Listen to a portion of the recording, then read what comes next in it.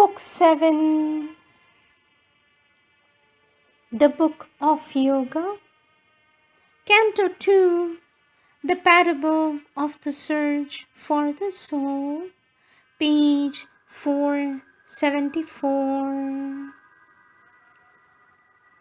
As in the vigilance of the sleepless night, through the slow, heavy-footed, silent hours, repressing in her bosom its load of grief, she sat staring at the dumb tread of time and the approach of ever-nearing fate. A summons from her being's summit came, a sound, a call that broke the seals of night. Above her brows where will and knowledge meet, a mighty voice invaded mortal space. It seemed to come from inaccessible heights, and yet was intimate with all the world, and knew the meaning of the steps of time, and saw eternal destinies, changeless scene, filling the far prospect of the cosmic age. As the voice touched, her body became a stark and rigid golden statue of motionless trance, a stone of God lit by an amethyst soul. Around her body's stillness all grew still. Her heart listened to its slow measured beats. Her mind, renouncing thought, heard and was mute. Why camest thou to this dumb, death-bound earth, this ignorant life beneath indifferent skies, died like a sacrifice on the altar of time? O spirit, O immortal energy, if that was to nurse grief in a helpless heart, or with hard, tearless eyes await thy doom? Arise, O soul, and vanquish time and death. But Savitri's heart replied in the dim night, my strength is taken from me and given to death. Why should I lift my hands to the shut heavens, or struggle with mute inevitable fate, or hope in vain to uplift an ignorant race who hug their lot and mock the Savior light, and see in mind wisdom's sole tabernacle, in its harsh peak and its inconscient base, a rock of safety and an anchor of sleep? Is there a God whom any cry can move? He sits in peace and leaves the mortal strength impotent against his calm omnipotent law and in conscience and the almighty hands of death. What need have I, what need has Satyavan to avoid the black meshed net, the dismal door, or call a mightier light into life's closed room, a greater law into man's little world? Why should I strive with earth's unyielding laws, or stave off death's inevitable hour?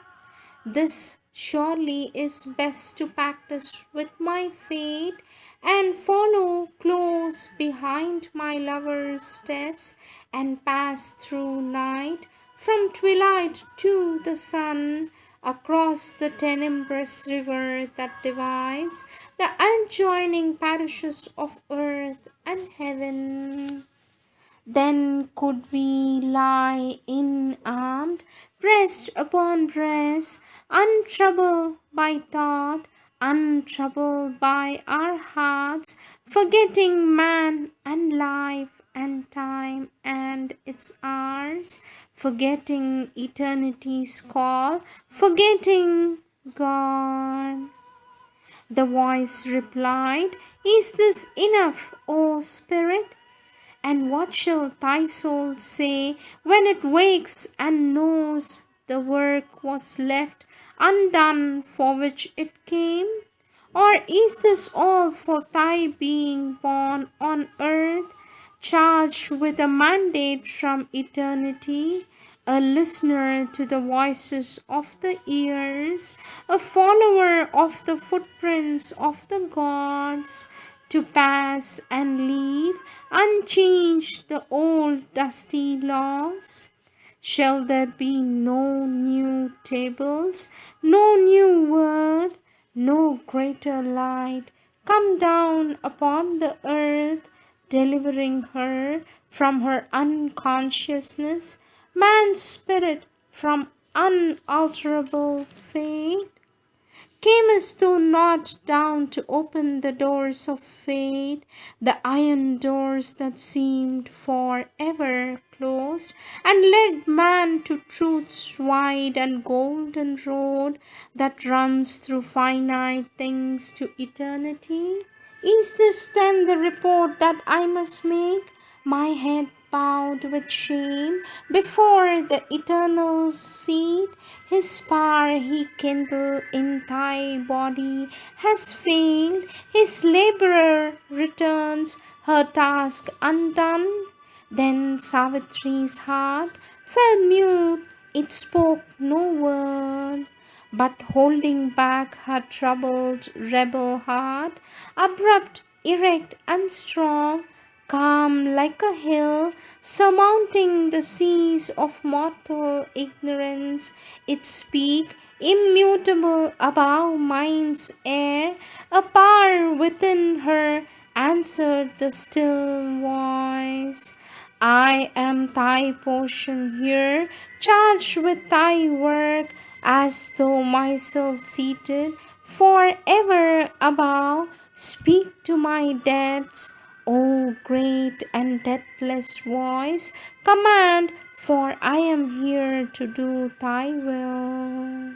The voice replied, remember why thou camest, find out thy soul, recover thy hid self, in silence seek God's meaning in thy deaths, then mortal nature change to the divine.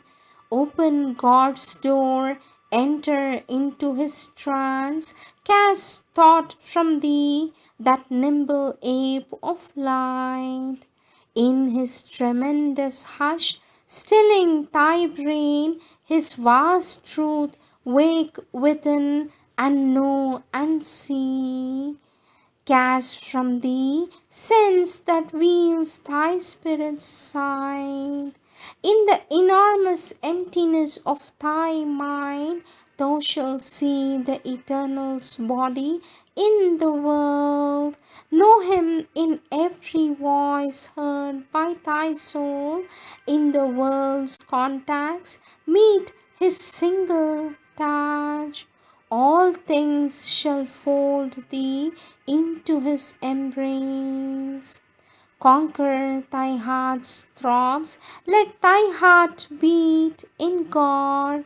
Thy nature shall be the engine of his works, thy voice shall house the mightiness of his word. Then shalt thou harbor my force and conquer death.